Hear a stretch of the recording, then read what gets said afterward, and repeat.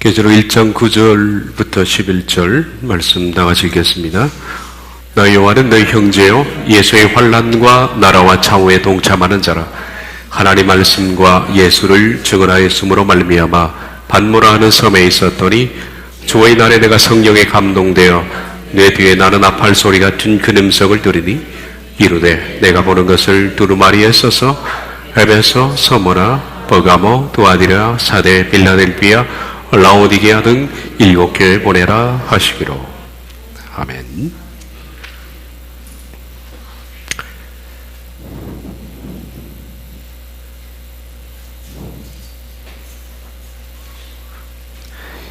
여러분의 형제며 예수님 안에서 박해와 왕국과 인내 가운데 동참하고 있는 나 요한네스는 하나님 말씀과 예수님의 증거 때문에 파트모스라는 불리우는 섬 가운데 있었다. 나는 주님의 날에 성령님 안에 있었다.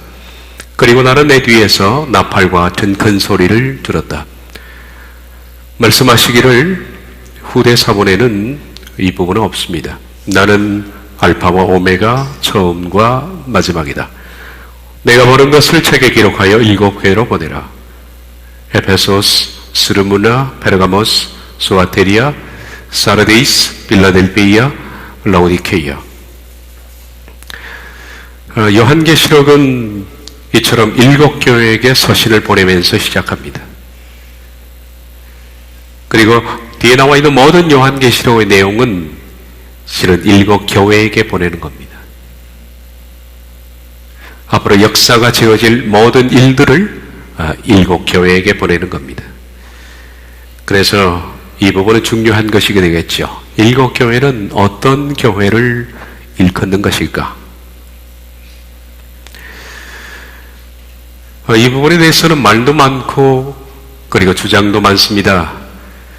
그리고 많은 주장들 가운데 하나가 뭐냐 하면 이 7교회를 역사적인 7시대로 나누어서 각 시대마다 적용하고 해석하는 그런 것들이 보통 많은 해석적 지배를 하고 있다라고 볼 수가 있습니다. 그래서 우리가 흔히 듣던 말로 여러분들 이런 말을 많이 들었죠.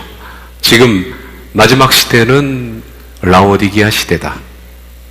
그런 것들이 어디서 나온 말이냐 하면 이 7교회를 역사적인 시대로 7토막을 내서 마지막 시대에 사는 사람들은 라오디게아 교회처럼 차지도 않고 뜨겁지도 않고 그래서 그들은 눈에 안약을 발라야만 볼 수 있는 소경과 같은 교회, 이런 교회야 바로 마지막 시대 교회다 라고 얘기를 하는 그것이 바로 7교회를 7시대로 봤기 때문에 나오는 말입니다. 물론 마지막 시대 교회 가운데 그런 교회가 있는 것은 또한 사실입니다.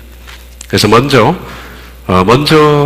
이 7교회를 7시대로 나누었는데 7시대를 어떻게 나누었는지를 잠깐 보겠습니다. 먼저 에베소 교회는 초대교회를 말하는 것이다 라고 얘기를 합니다. 계시록 2장 2절부터 4절까지 내용을 두고서 하는 말이죠.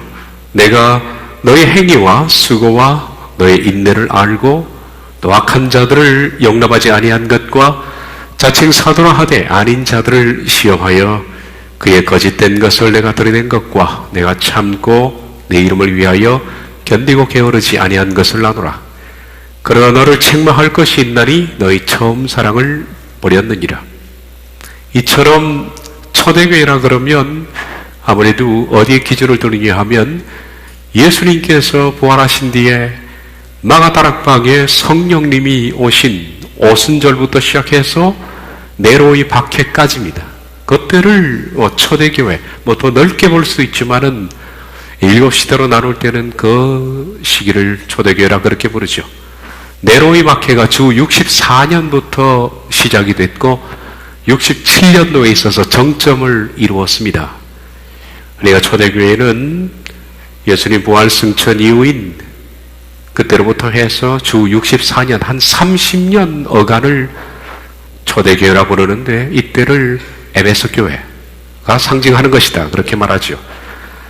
초대교회는 그러니까 적극적인 박해는 없었습니다. 이때는 이때 이 박해는 유대인으로부터 박해를 받을 때입니다. 유대인들이 사울의 박해를 통해서 흩어진 제자들을 잡아 죽이려고 그러고, 그리고 크리스찬들에 대해서 압력을 행사했던 바로 그때죠. 그럴 때 초대교회는 행위와 그리고 수고와 인내를 다했습니다. 자칭 사도라 하지만은 아닌 자들을 드러내고 그들을 물리치고 견디고 게으르지 아니한 그런 때였습니다. 그러나 초대교회가 잃었던 것 중에 하나가 뭐냐면, 이처럼 배타적이고 유대인들의 공격으로부터 방어적이다 보니까 사랑을 잃어버렸다. 초대교회가 사랑을 잃어버렸다. 그런 관점에서 에베소 교회를 초대교회라고 그렇게 부르죠. 두 번째, 서머나 교회는 네로의 박해부터 시작해서 콘스탄틴 황제가 밀란 칙령을 통해서 기독교를 더 이상 박해하지 않겠다고 공언한 주 313년까지입니다. 물론 이때에 대한 교회사적 관점은 우리가 재고되어야 할 것이 많고, 현대 우리가 알고 있는 표면에 나타난 교회사와 많은 부분이 다릅니다마는, 이때의 교회를 서머나 교회라 그렇게 7시대를 나누는 사람들이 얘기를 합니다.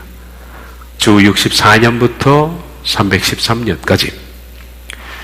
이 주 64년부터는 네로 박해가 시작되어서 네로가 67년, 68년도에 가장 극심한 박해로 했고, 이 기간 동안에 베드로가 순교하고 사도 바울이 순교를 합니다. 그러다가 약 로마의 10명의 황제에 의해서 250년간 10대 박해라고 불리우는 엄청난 박해가 교회를 휩쓸고 지나가죠.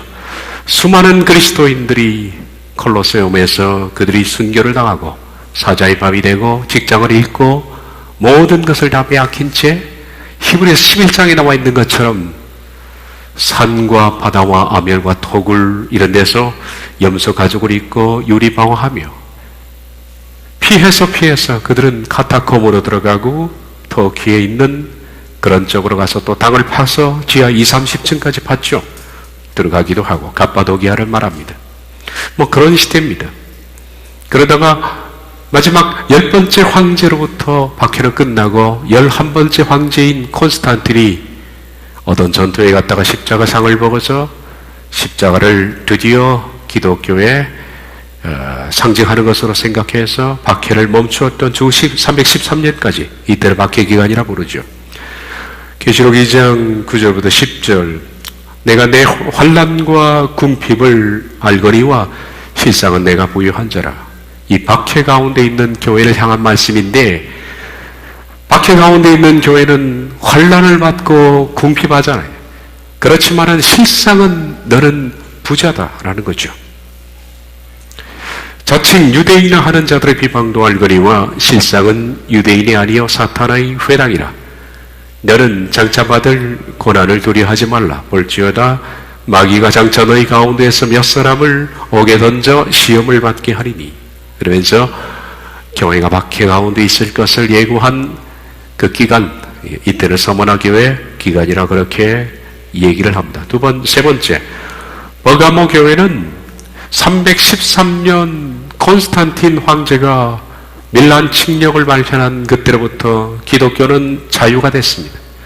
자유가 됐을 뿐만 아니라 기독교는 그리스 타 종교들을 다 누르고서 그리스의 가장 중심적인 그런 종교가 됐죠. 그러다 보니까 그때로부터 해서 갑자기 교회가 세상 가운데 대도가 됐고, 이제는 로마의 황제까지도 교회에 출석을 했고, 그들이 무릎을 꿇고 로마 감독에게 세례를 받는 그런 역전 현상이 벌어졌습니다. 갑자기 교회가 자유가 되고 교회가 모든 사회의 중심이 되다 보니까 교회당이 없었습니다.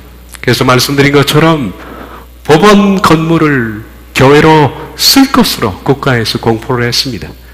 그래서 지금 현재 오늘날에 있는 교회당의 긴 장의자가 법원에도 있는 이유가 법원이 우리를 모방한 것이 아니라 원래 그것이 법원 건물에 있던 의자들입니다. 교회의 장의자는 법원 장의자입니다. 그리고 판사들이 입는 법복을 목사들이 입고서 설교를 한 것이 목사 가운의 유래가 된 거죠. 그러므로 목사 가운은 벗겨져야 할 의복 중에 하나입니다. 그 당시 법원에는 뼈쪽탑들이 있었는데 이 뼈쪽탑들이 오늘 교회의 건물 양식을 대변하는 양식이 되어버렸습니다. 기타 그리스 로마에 잔재된 문화들이 이때부터 쏟아져 들어오기 시작했고 그리스 로마 문화와 함께 혼합 종교가 생기기 시작했는데 그 혼합 종교의 시작이 로마 가톨릭입니다. 그래서 가톨릭은 그리스 로마 신화와 또한 기독교의 성경을 믹스해서 만든 종교의 시작이 되겠죠. 박해받던 자리에서 이제는 세상을 지배하는 자리로 교회가 옮겨지면서 자연히 교회는 타락하기 시작했다. 교회사에서 밀라노 칙령은 교회가 세상에 빛을 본 시기라고 교회사가 말하지만 절대 그렇지 않습니다. 이런 교회사들은 카톨릭이 만든 교회사에 불과합니다. 지금 개신교 신학교에서 가르치는 교회사들은 카톨릭이 쓴 교회사지 실제로 정확한 교회사를 언급하는 교회사는 아니다라고 볼 수가 있죠. 진실한 하나님의 교회사는 밀란 칙령은 교회가 세상의 빛을 보고 복음이 전파되고 선교가 확장된 것이 아니라 세속화된 것이고 영적으로 가장 어두운 시기였다 이렇게 평가하는 것이 옳습니다. 그리고 진실한 그리스도인들은 이때 교회가 세상 가운데 오픈이 되면서 교회의 주무대로 나온 것이 아니라 그들은 여전히 갑바도기아의 지하 동굴 속에서 나오지 않았고 카타콤에 숨어있을 채 그들은 절대적인 신앙을 지켰던 사람입니다. 그들은 다 굶어 죽어도 끝까지 지하에 있었던 사람이고 이때 교회를 드겁고 세상 가운데에서 어떤 권력을 진 사람들은 전부 기독교와 관련 없는 사람입니다. 그것이 기독교회사의 중심이 됐다는 것은 아주 불행한 일입니다. 그래서 버가모 교회는 세속화를 말하는 것인데 밀란 칙령 이후다라는 것이요. 계시록 2장 14절에 15절 내가 두어 가지 책망할 곳이 있나니 거기 내게 발람의 교훈을 지키는 자들이 있도다. 이 발람의 교훈은 이렇게 세속화된 교회에서 지켜지는 것이다. 발람이 발락을 가르쳐 이스라엘 자손 앞에 걸림돌을 놓아 우상의 제물을 먹게 하였고 또 행음하게 하였느니라. 세속화된 교회는 행음하기 시작했다. 이와 같이 내게도 니골라당의 교훈을 지키는 자들이 있도다. 네 번째 두아디라 교회는 중세 암흑 시대를 말한다. 313년 밀란 칙령 이후에 교회는 해방이 왔습니다. 그러다가 드디어 그 교회가 중세 시대로 접어드는데 중세는 정확히 언제부터를 중세를 하느냐 하면 학자마다 좀 견해가 다른 점이 있습니다만은 주 313년부터 주 800년까지 요 500년 어간을 초대교회 후라고 부릅니다. 그리고 중세라 그러면 주 800년부터를 중세라 부릅니다. 중세부터 해서 중세가 언제 끝나느냐 하면 마틴 루터가 종교개혁으로서 위텐베르그 대학에 반카톨릭 조항을 걸었던 1517년입니다. 주 800년부터 1517년을 신성 로마 제국, 적극적인 중세라 부르는데 주 800년에는 어떤 일이 있었느냐 하면 800년 이전에 말씀드린 것처럼 교회들이 여러 군데 있었습니다. 313년 이후에 교회는 자유를 얻었습니다. 그리고 세상의 중심이 됐고 황제도 교회에 출석했는데 그 교회들 가운데에서 로마 교회가 가장 컸고 힘이 셌습니다. 왜냐하면 로마 교회는 황제가 출석했기 때문이죠. 그리고 로마의 감독은 황제의 머리 위에 손을 얹고 세례를 베풀 정도였으니까 그 파워 같은 것은 비교할 것이 안 되죠. 주 800년이 되자 로마 감독은 그 영향력이 너무 세져서 이제는 황제가 대관식을 할 때 그 대관식을 그 머리에 관을 씌워주는 일을 교황이 한 겁니다. 놀라운 일이죠. 관을 씌워주는 사람이 더 높은 겁니다. 다시 말하면 황제 위에 교황이 군림하게 된 겁니다. 이때를 가리켜서 Holy Roman Empire라고 부릅니다. 신성 로마 제국이죠. 신성이라는 것은 로마라는 이 정치, 이 로만보다 홀리가 앞서는 겁니다. 종교가 정치를 지배했다는 뜻입니다. 그것이 신성 로마인데 이때가 쭉 800년부터입니다. 800년부터 해서 1517년까지를 중세 또는 신성 로마 제국이라고 그렇게 부르죠. 그런데 이때야말로 가장 타락한 교회였다. 이때를 암흑기라 그렇게 부르지. 암흑기. 이때 해당한 말씀이 두아디라 교회다라는 겁니다. 계시록 2장 20절 내게 책망할 일이 있노라. 자칭 선지자라 하는 여자 이세벨을 내가 용납함이니. 자칭 선지자라 하는 여자 이세벨을 여기서는 뭘로 보겠습니까? 아무래도 중세의 중심이 된 마리아 사상 이렇게 보는 겁니다. 마리아 사상으로 말미암아 온 중세는 오염이 됐다. 그가 내 정도를 가르쳐 깨우 행음하게 하고 우상의 제물을 먹게 하도다. 그러다가 이제 4대 시대로 접어드는데 종교개혁 시대는 1517년부터 시작된 종교개혁이 언제까지를 종교개혁이라고 하냐면 1800년도까지를 종교개혁 시기라 그렇게 부릅니다. 1517년부터 시작된 종교개혁은 불이 붙어서 신교와 구교의 전쟁이 치열했습니다. 치열하다가 1700년 말미에 30년 전쟁이라는 역사의 긴 전쟁이 일어났고 30년 전쟁이 끝나면서 신교와 구교는 더 이상 싸우지 말자. 각자 갈 길로 가자. 더 이상 우린 죽이지 말자. 그렇게 해서 전쟁 종식을 선포했습니다. 가톨릭은 가톨릭대로 가고 신교는 신교대로 갔는데 그때 개신교들이 영국 웨스트민스터에 모여서 웨스트민스터 신앙 고백서를 또한 대소유 문답을 발표하게 됩니다. 이게 1800년입니다. 그러니까 1800년부터는 1800년까지 1517년에서 1800년도까지가 바로 종교개혁이라 그렇게 부릅니다. 그리고 1800년부터 이제는 새로운 각자의 길을 가는 시대로 접어들었는데 이 종교개혁 시대에 해당되는 그런 교회가 4대라는 거죠. 주장이 계시록 3장 2절 3절 네 행위를 아노니 네가 살았다 하는 이름은 가졌으나 죽은 자로다. 왜 이런 이야기를 듣겠느냐 하는 겁니다. 이것은 교회가 가놀리까 싸우다 보니까 교회는 살았다 하는 이름은 가졌으나 전쟁을 하다 보니까 교회가 독해지게 되고 그리고 영적으로 잃어버린 게 너무 많다. 서양 속담에도 그런 말이 있죠.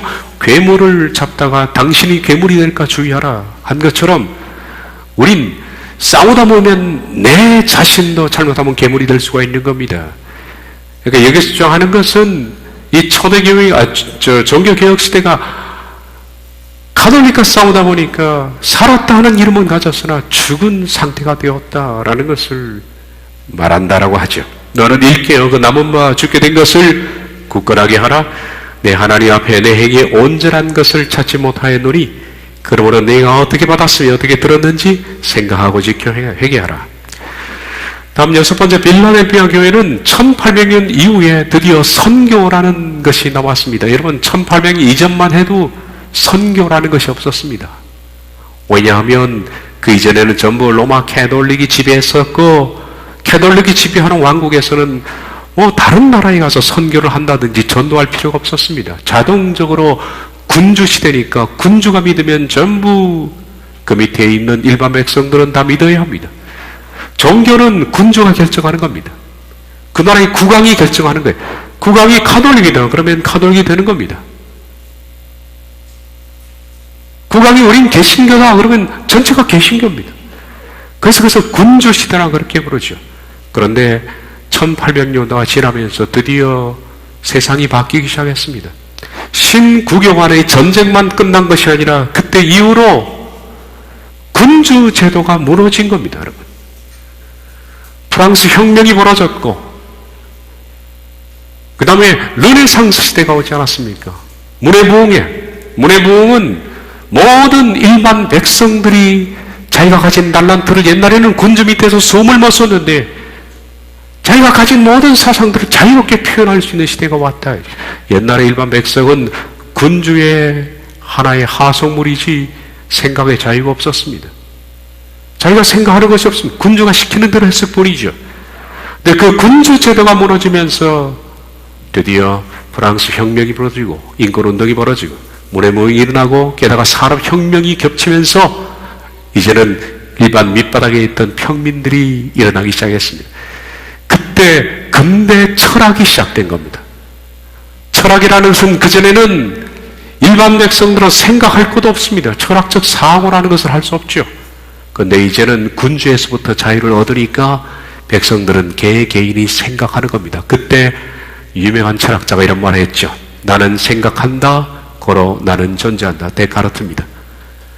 그때 왜 그런 말을 했느냐 하면 나는 생각하는 존재다. 나는 군주에 의해서 지배당하는 이 개인이 아니다. 나는 스스로 생각한다. 그러므로 나는 존재한다. 이건 군주의 제도가 몰락하면서 선언한 데카르트의 유명한 선언입니다. 지금 우리적 관점에서 보면 별 얘기 아니지만 그때는 군주시대의 종식을 선언하는 데카르트의 선언입니다. 그때부터 모든 개개인은 자유가 왔습니다. 각 나라의 자유가 오고 모든 사람들은 자기 스스로 생각을 선택하고 철학을 선택하고 종교를 선택하는, 그리고 자기가 모든 가지고 있는 재능들을 마음껏 발휘할 수 있는 시대가 왔습니다. 이때로부터 과학은 급속도로 발전이 되기 시작했고 여기저기서 민주주의 운동이 터졌고 미국 독립운동도 터지기 시작하고 전 세계가 모든 사람들이 자유를 선언하는 이때에 드디어 이제는 선교가 등장하게 됩니다. 그때 이후로 선교 시대가 된 겁니다. 계시록 3장 8절에 보면 이때 해당하는 것이 빌라델피아 교회라 그렇게 말합니다. 볼지어다 내가 네 앞에 열린 문을 두었으되 능히 닫을 사람이 없으리라. 선교 시대니까 네가 가서 문을 열어라 이거예요. 내가 네 행위를 아노니 네가 작은 능력을 가지고도 내 말을 지키며 내 이름을 배반하지 아니하였도다. 미션이라는 단어는 이때 등장한 것이다. 그러다가 선교 시대가 끝나고 이게 예수님의 재림 직전인 마지막 시대가 돌입했다. 그것이 라오디케아 교회다 라고 말하는 거죠. 이 마지막 시기의 경우에는 이처럼 교회가 열정이 식어버린 교회, 재림 앞에서 미지근한 시대, 부유하나 실상은 가난한 시대, 이런 시대로 라오디게아가 언급이 됩니다. 계시록 3장 15절 16절 내가 네 행위를 아노니 네가 차지도 아니하고 뜨겁지도 아니하도다. 내가 차든지 뜨겁든지 하기를 원하노라. 네가 이같이 미지근하여 뜨겁지도 아니하고 차지도 아니하니 내 입에서 널 토하여 버리리라. 이것이 마지막 시기라 라고 말합니다. 긴 시간을 통해 제가 설명을 했는데 그렇다면 과연 제가 지금까지 설명한 것이 맞을까요? 일곱 교회는 이처럼 초대교회 때부터 시작해서 마지막 시기를 언급하는 일곱 시대를 상징하는 교회일까 하는 겁니다. 저는 이런 주장에 대해서 노라고 단호하게 얘기합니다. 아니다. 절대 그럴 수 없다라는 겁니다. 만약 일곱 교회를 말씀드린 것처럼 역사적인 일곱 시대로 나누어서 그 시대에 해석하고 그 시대에 적용한다면 왜 하필이면 굳이 그 당시 존재했던 실제적인 교회 명들을 그대로 사용했느냐 하는 점이 이해가 되지 않는다. 에베소서, 버가모, 빌라델피아 다 그 시대에 있던 교회입니다. 앞으로 미래적 일곱 시대로 나눈다면 굳이 그 시대의 교회를 쓸 필요가 없다 하죠. 그것은 어떤 가상적인 교회 이름을 써야 옳지 않겠느냐 하는 그런 생각입니다. 그런데 여기 나와 있는 일곱 교회는 그 당시 터키 지역에 있었던 실존했던 교회였다라고 말씀을 드렸습니다.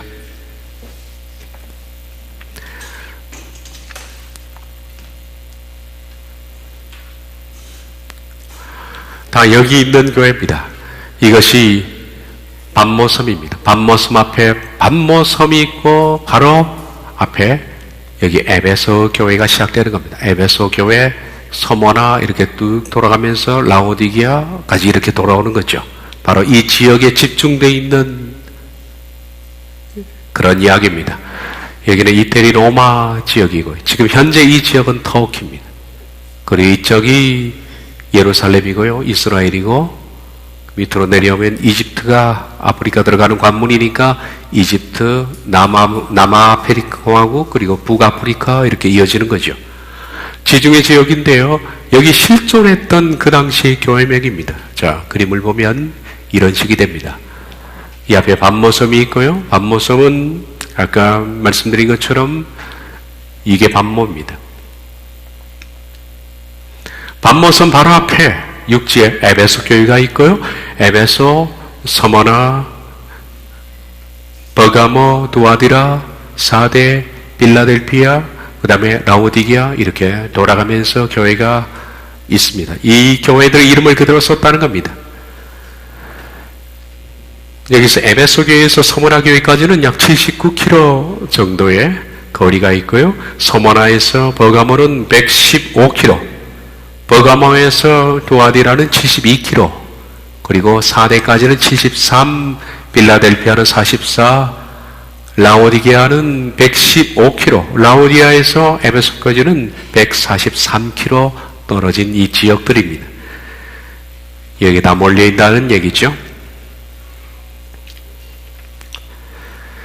당시 실존했던 교회명을 사용해서 앞으로 7시대에 적용될 교회로 상징하는 것을 썼다는 것은 성경 해석에 이런 해석은 제가 지금까지 본 적이 없습니다. 성경은 사람들이 생각하는 것보다 뭐 신비하고 뭐 이상하고 뭐 그렇게 볼 줄 몰라도 저는 성경은 일관적인 해석의 원칙을 가지고 있습니다. 성경은 가장 이성적입니다. 그리고 성경의 말씀만큼 가장 논리적인 책이 없죠. 가장 논리적입니다. 성경 해석의 원칙 중에 하나가 보편성의 원칙입니다. 보편성의 원칙이라는 것은 누구나 듣고 이해하는 것이 성경 해석의 원칙입니다. 10사람이 얘기를 할 때 9사람 정도, 8 내지 9 정도는 그래 그 해석이 맞아 라고 하는 것이 맞는 해석이에요. 그게 보편적 해석입니다. 예를 들어서 제가 설교할 때 여러분들이 제가 설교하는 성경 해석을 듣고서 저거는 정말 납득이 안 가 하는 사람이 여기에 70%, 80% 된다면 제가 잘못 얘기를 하고 있는 겁니다. 성경은 모든 사람들이 다양성 있게 있는 사람들이 가장 보편적으로 이해하는 것이 성경 해석의 기초입니다. 그런데 한 9사람, 100에 99사람 정도가 머리를 흔드는데 한 사람 고개를 끄덕였다고 해서 그 사람 해석이 맞는 거 아닙니다. 보편성의 원칙에 어긋나는 거예요. 만약에 가로 그런 것이 있는데 99사람이 맞다고 그러는데 한 사람이 틀린다라고 하지 않습니까? 그러면 그 틀린 사람이 주장하는 해석이 맞을 수도 있습니다. 이럴 때는 그 사람이 주장하는 것이 정확하게 그 근거가 성경에서 제시될 때는 그렇다라는 겁니다.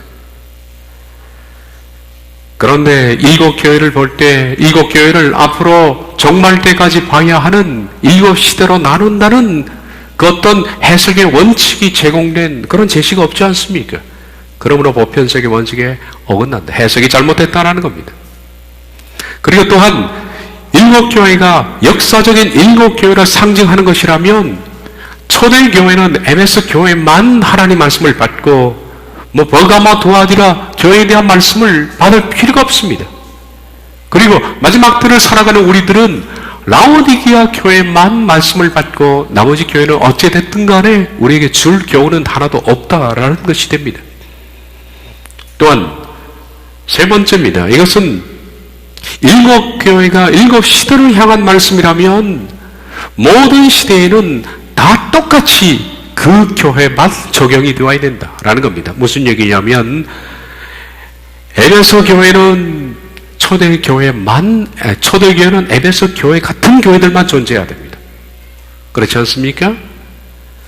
마지막 시대를 살고 있는 우리 지금 이 마지막 시대의 사람들은 모든 교회들이 우리 교회를 포함해서 다른 모든 교회가 다 라오디게아 교회 같아야만 됩니다. 그래야만 그 시대의 해석이 맞다는 겁니다. 따라서 지금 이 시대에 라오디게아 교회 같다면 모든 교회들은 다 차지도 않고 뜨겁지도 않아야 됩니다. 다 미지근한 교회가 되어야 됩니다. 하나님 보시기에 토하고 싶은 교회들만 다 있어야 됩니다. 그리고 또한 너는 부자라 한 것처럼 계시록 3장 17절 상반절처럼 모든 교회들이 다 부자여야 합니다.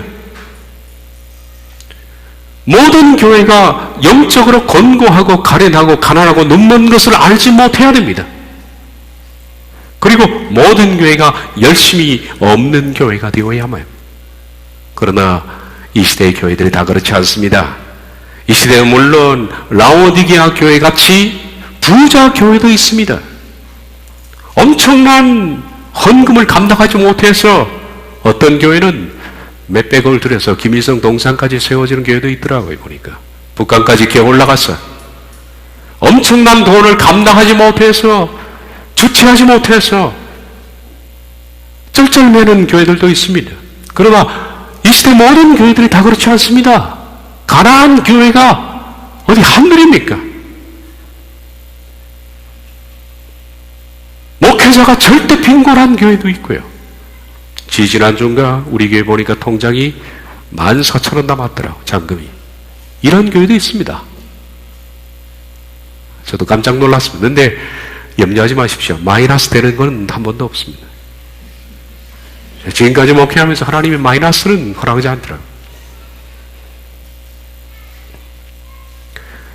라오디게아 교회 같은 차지도 않고 뜨겁지도 않고 나는 부자다, 영적으로 완전히 감긴 그런 교회도 있지만은 지구 저 반대편에는 박해받는 교회들이 즐비합니다. 지금도 ISA에서 몸이 잘려나가면서 신앙을 포기하지 않는 사람들이 많고요. 불태워 죽는 사람들 많고, 그것은 서머나 교회입니다. 박해 가운데도 절대 배교하지 않는 서머나 교회. 거짓교리와 유혹으로 진리가 훼손된 교회들도 많이 있습니다. 버가모 교회처럼 니고다랑에 이세벨의 유혹에 넘어간 교회들도 즐비하죠. 그 시대만 로마 카톨릭의 이세벨에만 넘어간 것이 아니라 지금도 로마 카톨릭의 치마포 속에서 WCC에 미혹된 교회들이 즐비합니다. 도아들의 교회입니다. 그리고 또한 많은 교회는 빈곤하며 가난합니다. 아침 제가 말씀드린 것처럼 한국교회 62개의 교회만이 기독교회이고 나머지는 그렇지 못합니다. 물론 20%에 속하는 교회들이 200명으로부터 해서 10,000명 이상의 교회까지를 다 포함하지만은 80% 교회는 재정 형편이 상당히 열악합니다. 보통 열악한 것이 아닙니다. 그러니 우리가 지금 살고 있는 이 시대를 어찌 라오디게아 교회라고 말할 수 있습니까? 라오디게아 교회 같은 교회도 있지만은 버가모 두아디라 4대 같은 교회도 있다라는 겁니다. 지금 우리가 살고 있는 이 시대의 교회의 모습은 지금 7교회들처럼 다양성을 가지고 있다. 어떤 교회는 두아디라 교회 같은 교회가 있습니다. 어떤 교회는 4대 같고, 어떤 교회는 부유한 라오디게아 교회 같은 교회도 있고요. 어떤 교회는 에베소 같이 진리 위에는 날카롭게 서 있지만은 사랑이 식어버린 그런 교회가 있다라는 거예요. 그러므로 7교회는 모든 시대, 그 시대뿐만 아니라 모든 시대의 보편적인 교회의 다양한 모습을 말하는 것이 각 시대를 대변하는 교회의 모습이 아니다라는 것을 알 수가 있다. 이것은 이 시대뿐만 아니라 지나온 모든 세대가 다 그랬습니다. 모든 세대가 다 다양한 7개의 모습을 다 갖고 있었다라는 겁니다. 그러므로 7교회는 7시대를 상징하는 교회가 아니라 먼저는 요한계시록에서 요한이 그 당시 교회들에게 썼던 서신은 그 시대의 다양한 교회의 모습이기도 하지만은 나아가서는 앞으로 예수님 오실 때까지 모든 시대의 교회들이 이런 다양성을 가진 교회의 모습이다 라는 것을 염두에 둬야 한다라고 생각합니다.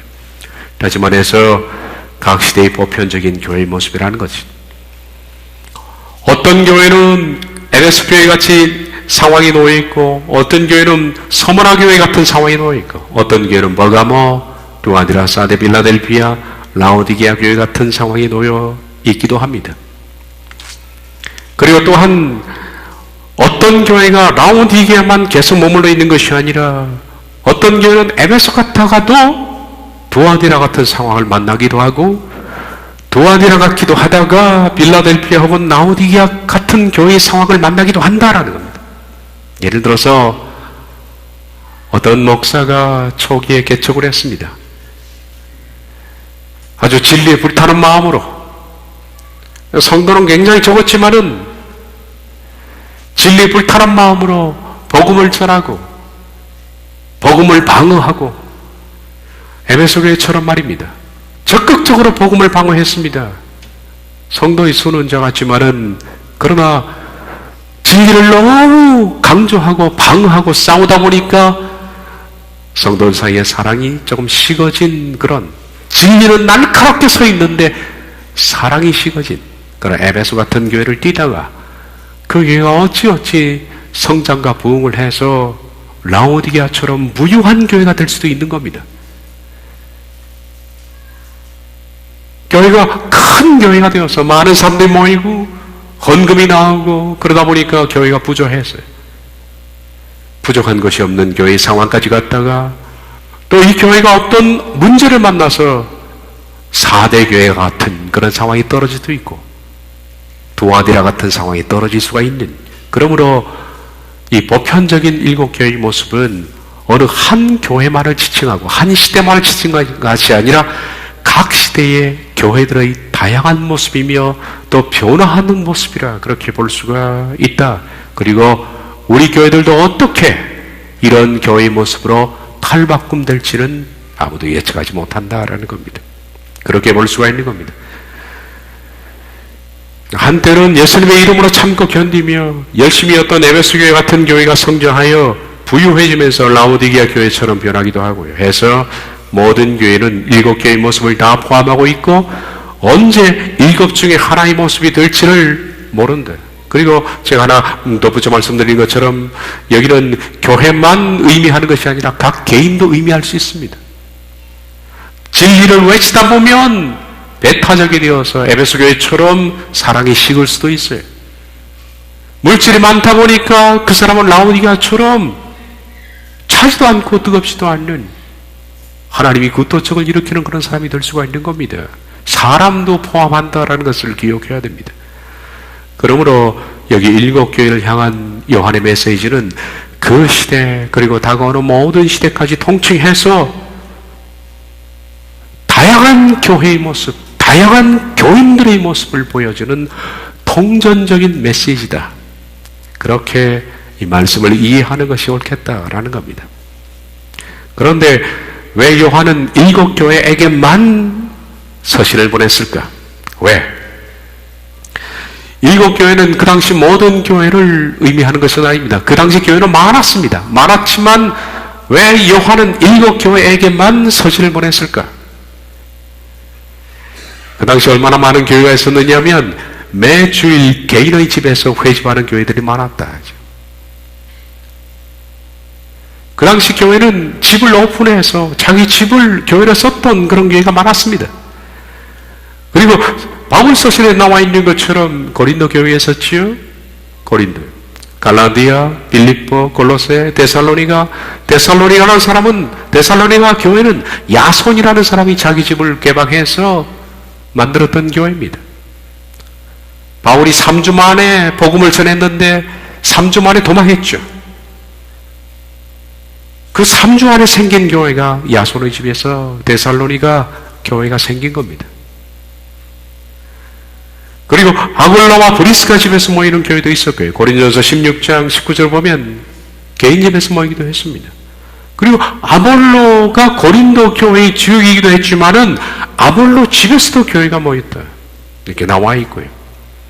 게다가 여러분들이 모르는 그런 교회들이 즐비합니다. 우린 사도 바울의 서신에 나와 있는 고린도, 갈라디아, 빌립보 이런 정도의 교회들만 기억하지만은 수없이 더 많은 교회들이 있었습니다. 사도행전 20장 13에서 15절 봐도 거기만 봐도 처음 들어볼 거예요. 밀레도 교회, 아소 교회, 미둘레네 교회, 사모 교회, 다 지역명인데 제가 좀 전에 보여드렸던 그 지도 조금 우편에 와요. 다 이런 이름들이 나와 있죠. 그 당시 수많은 교회와 가정들이 오픈해서 바울 선교와 함께 시작된 교회들이 많이 있었습니다. 그런데 왜 사도 요한은 이 7교회에게만 서신을 보냈는가? 학자들은 이렇게 말하는데 저는 이것이 타당한 이야기 같아서 소개해드립니다. 아마 추정컨대 7교회는 그 지역을 대표하는 교회였을 것이다. 다시 말하면 지금의 노회 같은 성격이죠. 여러 교회를 관할하는 교회, 한 교회가 여러 지역 교회를 가지고 있는, 그렇게 해서 대표적인 7교회가 바로 이것일 것이다 그렇게 말합니다. 그 당시 수많은 이 브랜치 처치가 있었습니다. 그리고 이 지교회를 관할하는 대표적인 7교회가 있었다. 그 예로 고린도 교회는 에베소 교회에 속하는 겁니다. 라오디게아 교회 안에는 골로새 교회가 포함됩니다. 그 그림을 봐도 나와 알 수 있는데, 그러므로 바울 서신에 남아있는 그 교회들은 여기 7교회가 포함되어 있는 교회들이다 그렇게 보아집니다. 7교회 보낸 서신, 이것은 그러므로 모든 지역에 흩어진 당시 교회들, 한 교회가 받으면 모든 브랜치 처치에게 다 그 서신이 돌아가니까, 그렇게 해서 다만 7교회뿐만 아니라 그 당시 그 권역 안에 있었던 모든 교회에게 보낸 서신이다 이렇게 생각하는 것이 옳겠다. 정리하자면 세례 요한이 보낸 7교회는 그 당시의 모든 교회, 그리고 다양한 교회의 모습들, 그리고 이 서신을 읽고 있는 우리 모든 교회들, 그리고 다양한 교회들에게 보내지는 서신으로 그렇게 보는 것이 옳다. 그러면 당시 교회는 어떤 상황에 처해 있었을까요? 요한계시록을 기록했던 주 95년 그가 파트모스 섬에서 유배당해서 거기서 기록을 했는데, 그 당시 교회는 지금처럼 편안한 사랑이 아니었대. 크리스찬이 되는 것은 그건 죽음을 가지고 하는 것이고, 교회는 대단히 열악한 상황이었다는 것. 그 당시는 도미티우스 황제가 지배했던 때입니다. 네로 1대 박해자예요. 그리고 도미티아누스가 2대 박해자입니다. 이 황제의 박해가 시작되었고, 그리고 그에 따라서 정치, 사회적인 압박, 이런 속에서 경제는 많이 알렸는데, 우리가 예수쟁이라고 선포하는 순간에 초대교회사를 보면 직장 뺏깁니다. 그리고 가족에게도 쫓깁니다. 그를 죽이려고 하지요. 도망다닙니다. 암혈과 터굴로 모든 사회적인 권한을 다 박탈당합니다. 경제도 말이 아니죠. 믿는다는 것은 이것을 감수해야 하는 일입니다. 그래서 그리스도인이 된다는 것은 너무나 척박하고 궁핍한 삶으로 감시받는 사회로 도망하는 것이다. 갑바도기아를 가면 여러분 그것이 손으로 이렇게 파면 파지잖아요. 그 갑바도기아의 토질은 희한해서 손으로 파서 공기가 뒤에 들어가면 그것이 단단하게 굳어버립니다. 굳어지기 전에 그것은 손으로 파질 수 있어요. 무려 20층 밑으로 판 거예요. 미로처럼 얽힌 동네에서. 그들은 로마의 군인들을 피해서 이쪽으로 들어오면 저쪽으로 도망하면서, 그림 봤을 거예요 아마. 그런 곳에서 그들은 궁핍한 삶을 살았고, 지금도 나오는 그 유적지 가운데 보면 벽화에 그런 글들이 있습니다. 우린 이곳을 떠나지 않을 것이다. 우리에게는 너무나 사랑하는 형제들이 있다. 이런 글들이 많이 있습니다. 그리스도인이 된다는 것은 이처럼 죽음과 모든 것을 포기하는 선택을 의미합니다. 이런 상황에서 복음은 또한 거짓 사상의 침투로 말미암아 곤란을 겪고 있었습니다. 밖으로는 박해요, 안으로는 거짓 사상의 침투. 율법주의, 세속주의, 자유주의, 신비주의, 혼합주의, 갈라디아서를 보면 이런 것들이 나와 있습니다만은 이런 각종 이교 사상들이 침투해서 복음의 요소를 잊고 교회 안으로 들어와서 진리를 위협하고 있습니다. 그것과 싸우고 있었던 거죠. 오늘날의 교회는 만몬주의가 들어왔습니다만은 이미 만몬주의가 다 정복을 해버렸습니다. 싸우지도 않죠. 교회 내부에서는 이런 혼합주의를 적극적으로 받아들이려는 사람도 있었고, 이를 가르쳐서 니골라당이라 그렇게 부릅니다. 또 적당히 섞어서 발람의 교훈을 지키려는 14절과 같은 사람도 있었고, 성공지상주의 사상을 받아들이는 사람들도 있었습니다. 이런 가운데 복음은 혼탁했다. 아주 혼탁했던 시대입니다. 당시에 많은 이방신 사상, 예를 들자면 아데미 숭배 사상이 있었습니다. 아데미는 다이아나라 그렇게 부르고 로마식으로는 비너스입니다.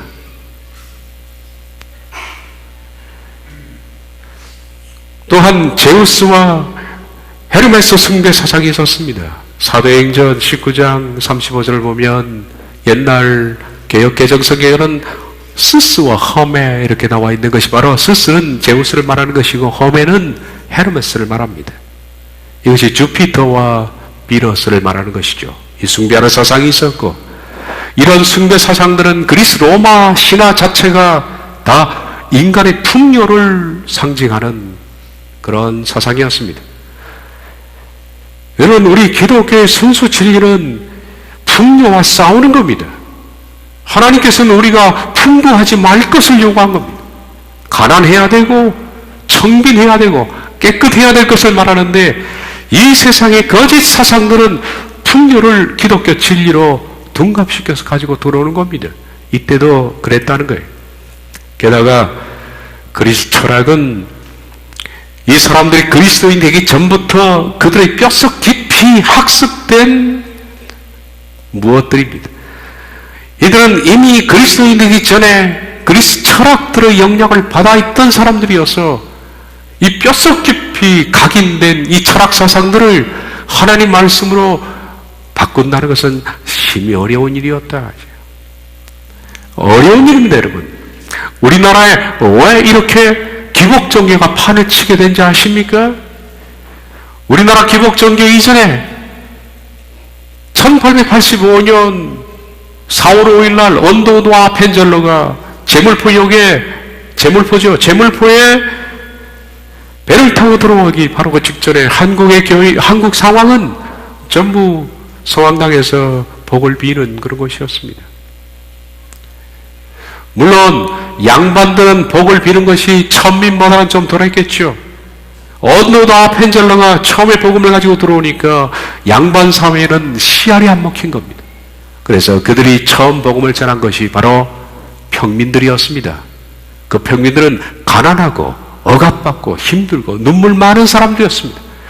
그 사람들에게 복음을 전할 때 예수 믿으면 고난받는다는 얘기를 할 수 있었겠습니까? 심정적으로는 동감합니다. 만약에 그랬더라면 지금도 고난인데 믿어가지고 고난받는다면 다 도망갈 거 아니에요. 그래서 아마 이들이 복음을 전할 때 예수 믿으면 잘 된다는 얘기를 했을 것 같아요. 실제로 역사가 그랬고, 그래서 천민, 평민으로부터 시작된 그 복음은 한국의 주류가 된 겁니다.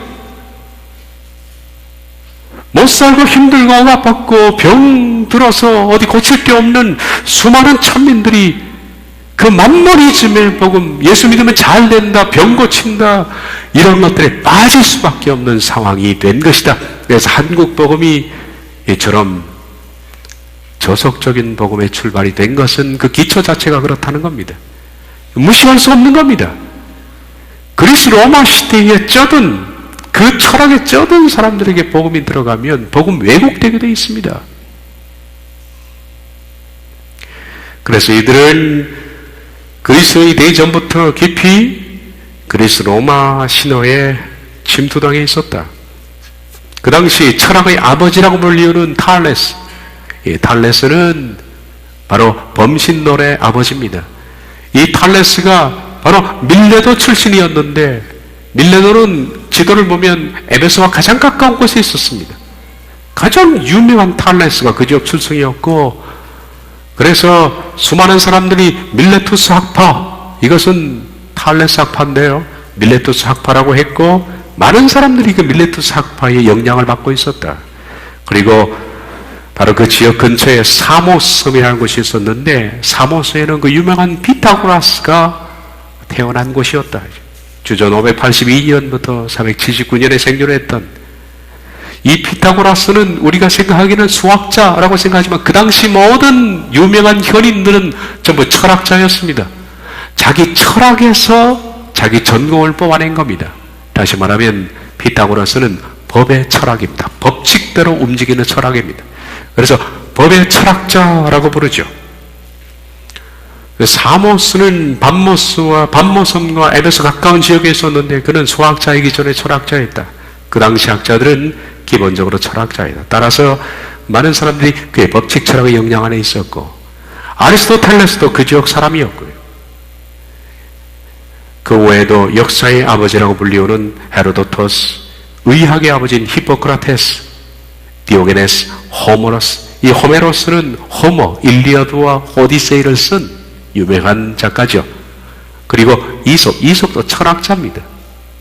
이 사람들이 그 동네 출신이었으니 얼마나 이런 철학의 영향을 많이 받았겠는가. 그 당시 사람들은 이들 철학자들의 영향 안에 있었습니다.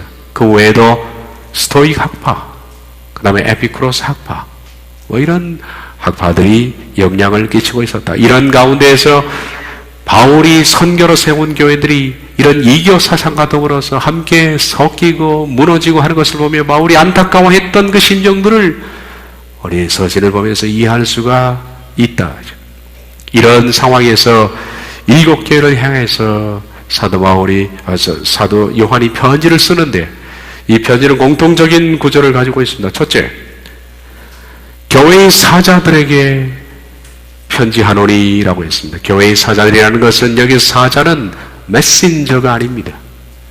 장로님이 기도할 때, 사자 목사님 할 때 쓰는 그 사자는 메신저를 가리켜 말합니다. 말씀을 전하는 자라는 뜻인데, 여기서 사자는 엔젤입니다. 천사를 말합니다. 에베소 교회의 천사에게 편지하라. 서머나 교회의 천사에게 편지하라. 헬라 원전에서는 앙겔로스라고 부릅니다. 앙겔로스는 천사입니다. 앙겔로스에서 엔젤이 나온 겁니다. 그러면 각 교회에 파송된 천사가 있다는 얘기죠. 하나님께서는 그 교회의 모든 사정을 알기 위해서 자신의 부리는 천사를 파송했고, 그리고 모든 일거수일투족, 그 교회의 상황과 그 교인들의 모든 상태를 다 알고 계십니다. 그 사자들에게 편지하고 그 천사가 교회에 다시 일러주는 형식이었습니다. 에베소 교회의 사자에게 편지하라. 서머나 교회의 사자에게 편지하라. 지금도 이런 일은 동일하다고 생각합니다. 하늘교회, 하늘사랑 교회를 교회의 사자에게 편지하라. 우리 교회의 사정을 하나님이 다 알고 있습니다. 예배드리는 이 순간에도 주의 천사는 이 자리에 있을 겁니다. 두 번째, 각 교회에게 보여주신 예수님의 다양한 속성입니다. 다 다르게 나타났습니다. 에베소 교회는 오른손에 있는 7뼈를 붙잡고 7 금촛대 사이를 거느시는 이것은 모든 교회를 내가 다 관할하고 있다는 뜻입니다. 서머나 교회는 처음이며 마지막이요 죽었다 살아나신 이가 이르되, 역사의 주관자 그리고 죽었다 살아난, 이건 서머나 교회에게 주신 메시지일 겁니다. 앞으로 우리가 각 교회를 보면서 그 부분을 말씀드리겠습니다. 버가모 교회는 좌우에 낯선 검을 가지신 이가 이르시되, 두아디라는 그 눈이 불꽃 같고 그 발이 빛난 주석과 같은 하나님의 아들이 이르시되, 불꽃 같다는 것은 모든 것을 보신다. 발이 빛난 주석이라는 것은 저번에 말씀드린 것처럼 심판주입니다. 빛난 주석처럼 밟아버리겠다는 거죠. 모든 것을 보시고 모든 죄를 밟아버린 하나님의 아들이 이르시되, 사대교회는 7영과 7별을 가지신 이가 이르시되, 빌라델피아는 거룩하고 진실하사 다윗의 열쇠를 가지신 이곳, 열면 닫을 사람이 없고 닫으면 열 사람이 없는 그가 이르시되. 참 무서운 얘기죠. 그래서 죄를 짓거나 어떤 일을 하면 하나님께서 너와 모든 것을 닫아버리겠다는 엄중한 경고입니다. 빌라델피아는 이런 경고 앞에 맞서야 했던 교회죠. 너 조용하라는 거죠. 만약에 한 번도 죄를 짓고서 앞으로 나아간다면 너와의 모든 것은 닫아버리겠다라는 엄중한 경고. 빌라델피아는 이런 경고에 직면해야 했던 교회입니다. 계시록 3장 14절에 라오디게아 교회는 아멘이시여 충성이시고 충성되고 참된 증인이시여 하나님의 창조의 근본이시니가 이르시되라고 시작합니다. 앞으로 이런 부분은 각 개교회를 다루면서 그 뜻을 설명을 드리겠습니다. 그리고 세 번째 공통적인 메시지는 나는 너를 잘 알고 있다. 너는 나를 잘 모르지만은 나는 내 엔저를 통해서 너의 모든 것을 보고 있다. 너의 속사정을 다 알고 있다.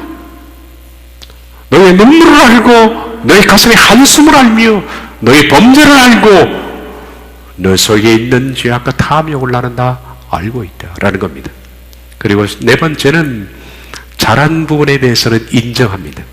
그리고 잘못한 부분은 책망을 하시면서 네가 만약에 회개하지 않으면 내가 촛대를 옮겨버리겠다 라고 무서운 경고를 하십니다. 그리고 다섯 번째는 이기는 자에게 주시는 약속입니다.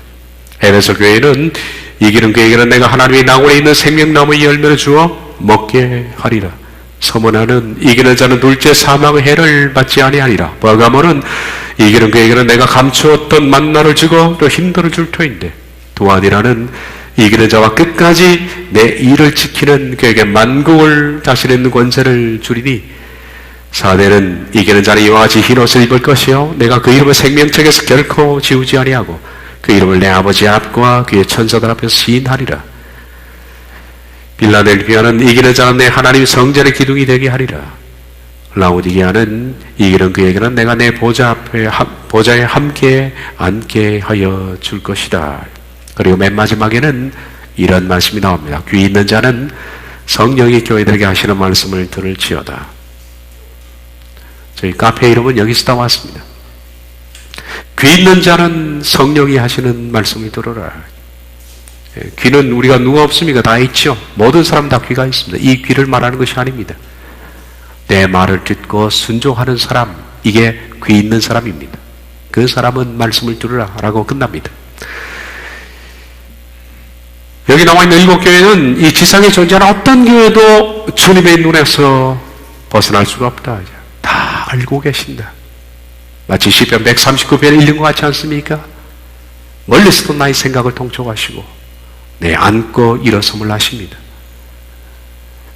내가 음보의 자리를 펼치라도 거기에 주께서 계시고 바다 끝에 갈지라도 거기에 주께서 나와 함께 하십니다.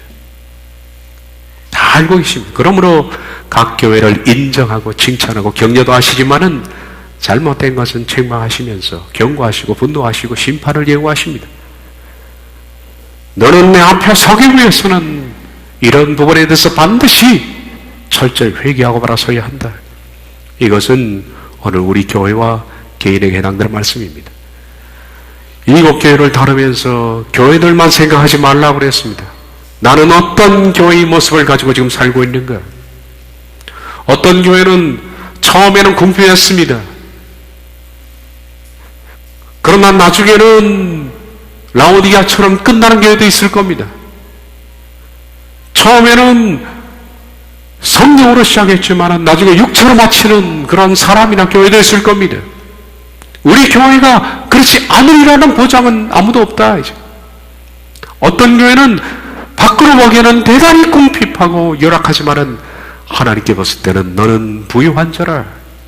부유한 자입니다.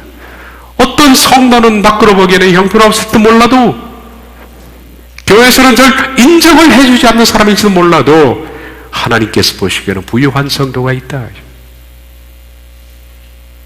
또 어떤 사람은 반대로 스스로 부자라고 생각하지만은 하나님 보시기에는 너는 네 눈먼 것과 궁핍한 것과 가련한 것을 보지 못한다. 한 것처럼 비참한 사람도 있다. 이제.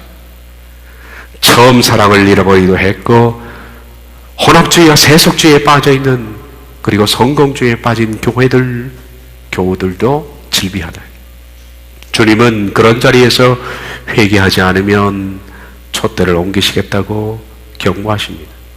우리 일곱 교회를 다음 시간부터 살펴보면서 우리는 어떤 모습을 내가 띠고 있는가?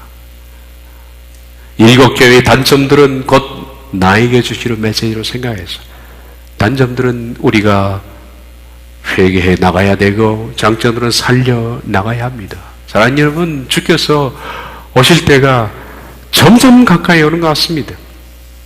지금 우리가 살고 있는 이 시대는 예측 불허입니다. 언제 어떤 일이 생길지 예측 불허입니다. 이럴 때 우리들은 내 자신을 깊이 성찰해서, 네가 만약에 회개하지 않으면 돌이켜 내가 너희 촛대를 옮겨버리겠다는 엄중한 경고의 말씀을 귀 있는 자는 들어야 할 것입니다. 기도하겠습니다.